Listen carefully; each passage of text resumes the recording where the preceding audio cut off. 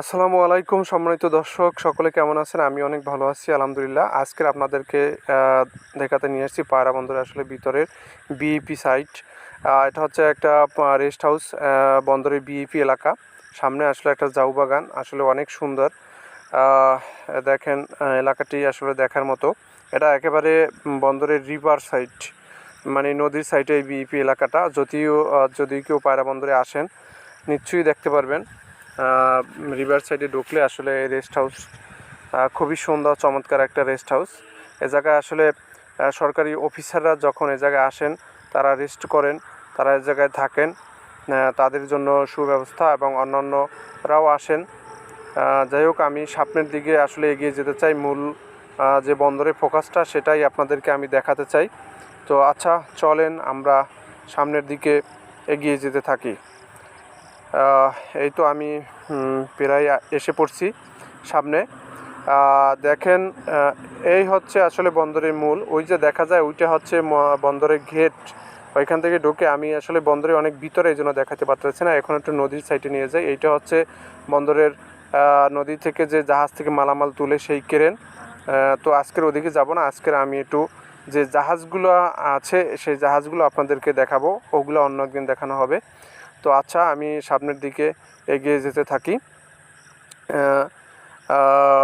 এই যে দেখেন কত সুন্দর, আসলে বিশাল আকারে একটা পল্টন। এটার সাথে আসলে জাহাজ বাঁধা থাকে, পিপিএ লেখা আছে জাহাজে, সম্ভবত পায়রা পোর্ট অথরিটি। এই যে আসলে বয়া দ্বারা জাহাজ, কিন্তু যে বিদেশি জাহাজ আছে তারা কিন্তু এই বয়া দেখেই দিক নির্দেশনা পায়। তো এই জাহাজটির কাজ হয়েছে এই বয়াগুলো সাগরে নিয়ে ঠিকমতো বসানো, যাতে চ্যানেল দিয়ে বিদেশি জাহাজ ঢুকতে পারে, আসতে পারে। এই জাহাজটির নাম হয়েছে BLV রাঙ্গাবালি। রাঙ্গাবালি জাহাজটা এই দিক নির্দেশনার কাজ করে।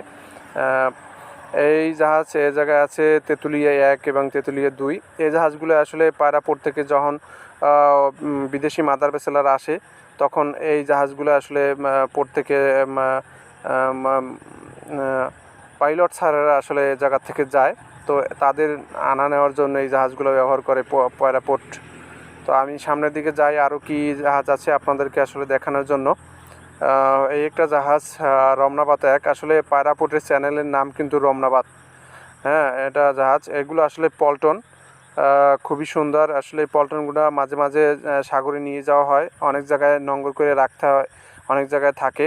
এই যে বিশাল বিশাল আকৃতির এক একটা দানবের মতো নোঙর, আসলে এই পোর্ট এইগুলো দিয়ে আসলে সাগরে অনেক সময় থাকা লাগে, সেই জন্য ব্যবহার করে।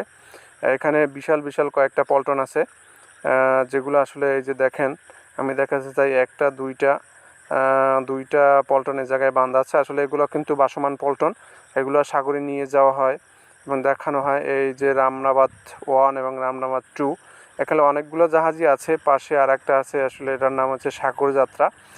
এগুলো বন্দরের অনেক কাজে ব্যবহার করা হয়।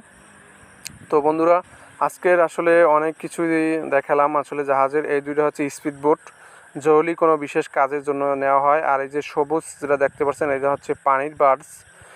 এই জায়গায় পানি নিয়ে যাওয়া হয়, যেহেতু বিদেশি জাহাজ যে আসে ওদের পানি থাকে না, এই যে পানির বার্ডসে করে এই পানি নেওয়া হয়, এই জন্য এটা।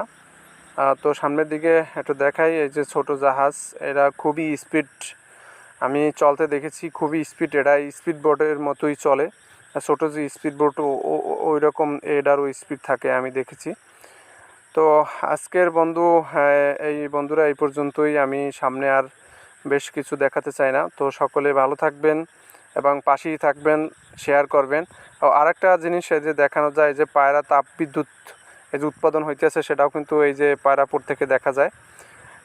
এই পর্যন্তই আমার আজকের শেষ ভিডিও ইতি করব। আল্লাহ হাফেজ। আবার কোনো দেখা হবে অন্য কোনো ভিডিওতে এবং অন্য